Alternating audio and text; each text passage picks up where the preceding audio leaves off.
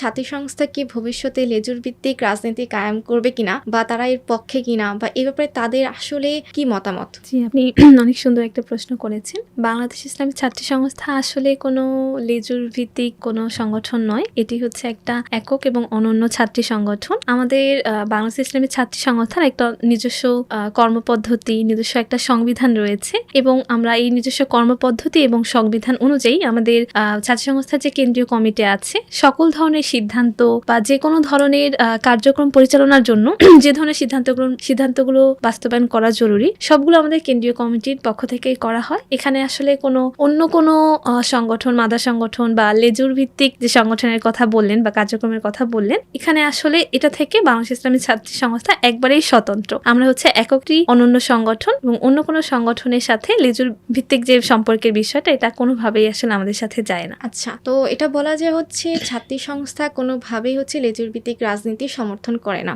জি, এটা বলা যায় যে আমাদের বাংলাদেশের ছাত্রী সংস্থা একটি একক এবং অনন্য ছাত্রী সংগঠন।